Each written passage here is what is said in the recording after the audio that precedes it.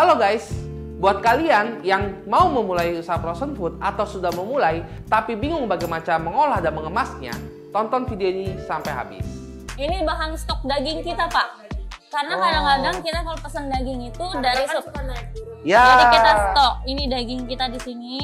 Ini daging. Ini untuk makanan yang ready to eat. Maksudnya nanti kalau seandainya ada yang pesen, tapi dia maunya kita langsung makan aja, nggak mau manasin dulu gitu. Jadi kita siapin yang tidak di packing. Oke. Iya, nanti jadi baru kita panasin di sini. Kita Bisa kasih, ya cobain seperti makan. kita sudah daftar ke GoFood, ke Shopee Food dan GrabFood. Oke, berarti base-nya ini semua frozen ya? Yes. Oh, berarti habis jadi diolah, Iya. masukin, disimpan, bisa tahan kurang lebih berapa lama untuk pawon Bumi Tro? Yang di dalam frozen ya Pak, kita sudah coba di 1 bulan itu masih aman sekali, masih enak, kualitas tidak menurun, rasa masih semuanya masih oke. Yang penting dijaga di vakum kemasannya, Yes, harus betul. steril, Iya. sama suhu freezer juga harus Iya, penting ya suhu Bu? freezer iya. Kita harus benar-benar dingin, jangan sampai buka tutup juga enggak ya Pak. Jadi kalau benar-benar lagi memang kita mau ambil aja kita buka. Suhu untuk frozen food ini kurang lebih minus 18 itu yang standar. Iya. Jadi dijaga di minus 18 itu udah cukup menjaga si bakterinya nggak bertumbuh berkembang biak ya Yes. kan. Nah, di sini teman-teman udah lihat kan kalau pawon Bumi Tro itu sudah melakukan digital marketing di era sekarang. Kalau kalian mau usaha apalagi makanan harus melek yang namanya digital marketing.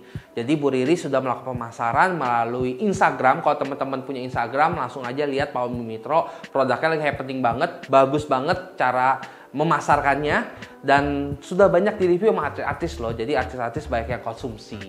Terus di sini Bumi Tro juga bekerja sama sama platform-platform penjualan food and beverage seperti GoFood, Shopee Food, macam-macam.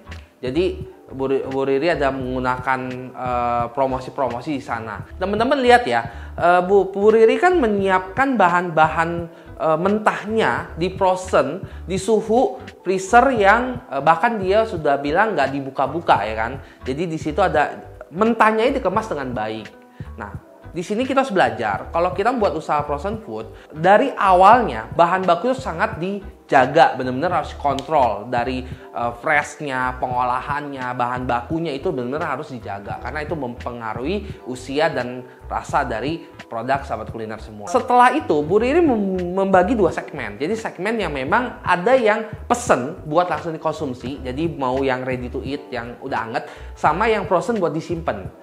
Jadi kalau yang ready to eat, Bu Riri tetap di vakum produknya, tapi tidak di packaging lagi. Jadi Bu Riri ada 2 kali packaging ya. Pertama packaging vakum, kedua masukin kemasan yang bergambar bermerek biar lebih menarik. Ini juga strategi marketingnya dari pawon Bumi Tro. Ini keren banget, kalian juga bisa belajar banyak dari sana. Ini untuk kemasan kita Pak. Untuk pengemasan yang keluar kota kita pakai ini. Oh, ini yang Iya. buat frozen jadi bisa tahan ya? Iya, kita pakai ini. Jadi dia dalamnya ada seperti aluminium foil. Nanti kita tambahin ice gel. Ice gel. Yes. Terus kita wrap. Wrap lagi? Yes. Bisa tahan berapa hari? Untuk pengiriman kemarin saya coba sampai ke Surabaya, oke. Terus ke Jayapura, oke juga. Dikirim kemarin ke Madiun, bahkan sampai sana masih ada yang beku. Masih buku. Kalau ke 2 Jayapura, hari. Jayapura berapa hari? Jayapura itu sekitar 3-4 hari. 3-4 hari? Iya, Wah, tapi masih. guys, bisa aman ini, dapat rahasia lagi nih cara packing Iya. seperti ini. Ini bikin atau beli jadi? Kita beli jadi aja Pak, yang gampang. Udah Banyak. ada ya? Sudah banyak di online. Jadi kita ambil yang simple tapi juga sangat ini banget. Gitu. Namanya frozen Aman. box ya ini Yes, apa? Oh, ini. frozen box. Yes. Teman-teman juga udah lihat, ternyata setelah di frozen pun itu nggak cukup. Kemasan buat keluar kota itu benar-benar harus diperhatikan. Karena kalau keluar kota seperti tadi yang Bu Riri sampaikan dari pawon Bumi Tro, itu butuh waktu kalau katakan ke Papua dengan logistik yang secanggih sekarang ya, itu masih butuh 2-3 hari. Nah, kalau frozen food itu sangat-sangat sensitif dengan suhu ruang.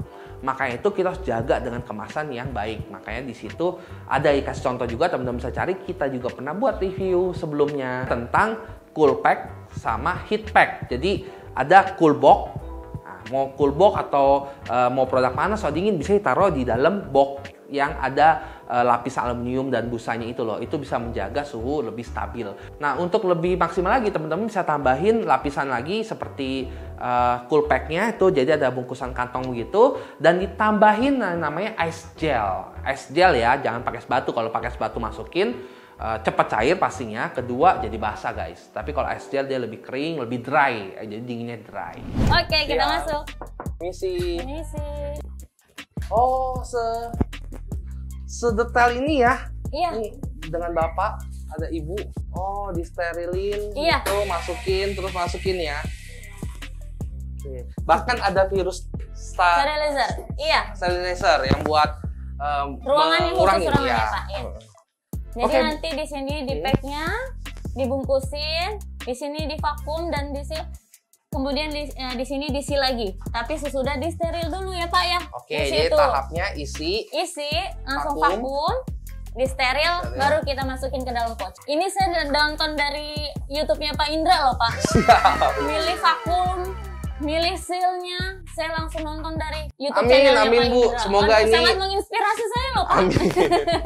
Nah, di sini teman-teman lihat, bahkan usaha UMKM yang baru mulai, ini jelas-jelas Pawon Bumiputro itu baru running guys. Tapi ini contoh yang sangat luar biasa banget yang teman-teman bisa contoh atau bisa jadi inspirasi.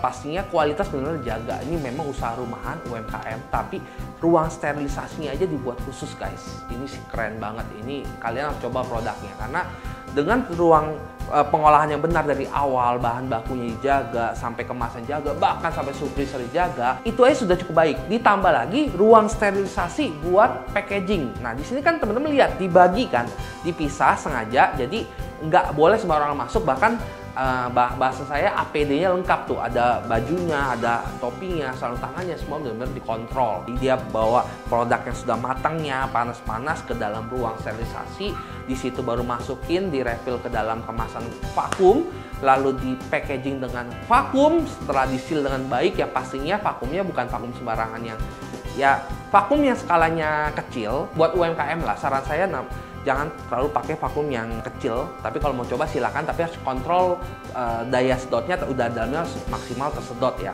Kalau pakai vakum chamber itu enaknya teman-teman gak usah khawatir minyaknya atau airnya akan keluar.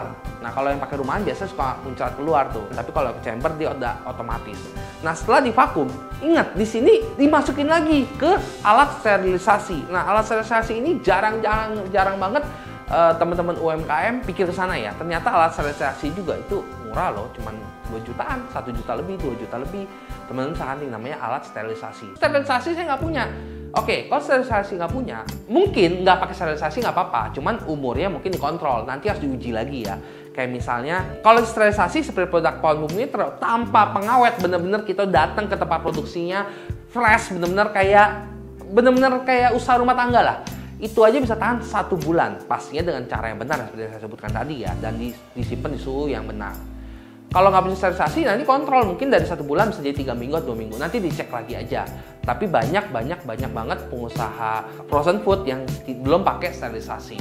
Berikutnya, boleh nggak kemasan alat sterilisasi kan 2 jutaan? Oke, saya memilih untuk dia pakai. Tapi kan harus pakai seal lagi, jadi setelah divakum, ternyata harus dimasukin ke repack lagi ke standing pouch atau kemasan atau pakaiannya lah, nggak polos gitu biar menarik gitu kan.